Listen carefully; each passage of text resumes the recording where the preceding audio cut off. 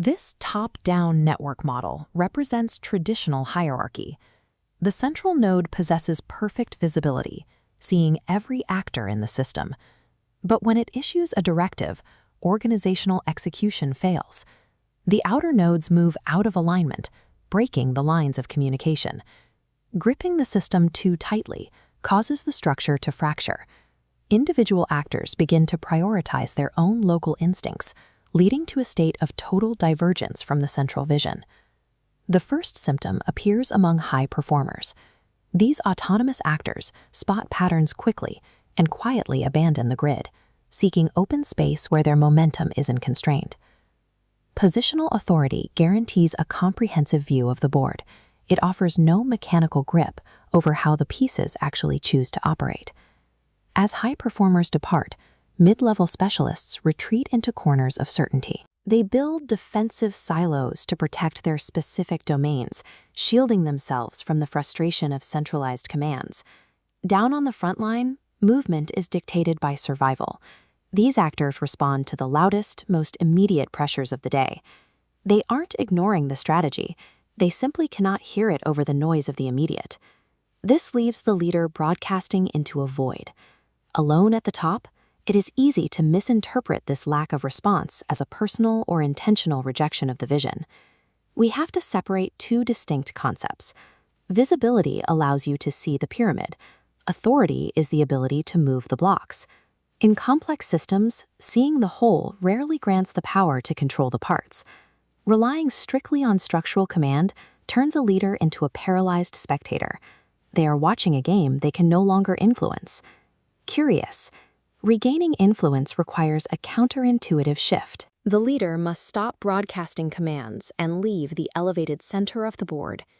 Instead of analyzing the macro system from a distance, they look for a single point of hesitation on the front line. They find a moment where an actor is stuck between two paths without guidance. The leader steps down to the operational level of that confused actor. This isn't to direct the next move. It is an act of presence. By standing near the work, the leader provides the one thing the actor lacks: context. They show how a single, local step shapes the health of the entire ecosystem. This localized presence establishes a form of authority that enforced compliance can never replicate. Clarity, provided at the point of action, creates its own momentum. The team's psychology shifts when the leader stops chasing daily crises. When the frantic effort to force alignment ends, the atmosphere of the organization begins to settle. This is the anchor principle. By dropping to the bottom plane and locking into place, the leader becomes a steady hub, allowing erratic vibrations to smooth out. Predictable consistency generates trust, synchronizing the pieces into a stable pattern. Anchoring is significantly harder to measure than traditional commanding. It requires surrendering the immediate satisfaction of absolute control in exchange for long-term stability.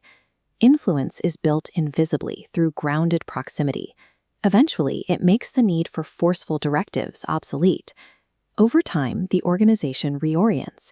The system begins to align with the gravity of the anchor, moving with shared intention without needing a single explicit command from the center. Even the autonomous actors who left the grid return to the fold. They recognize that absolute independence lacks the leverage of a connected purpose. With the team reconnected, the leader becomes a facilitator of collective wisdom.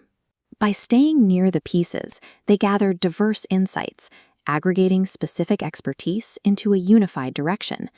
Alignment functions as a durable force, actively chosen and granted by the team. This replaces the fragile, exhausting effort required to maintain structural control.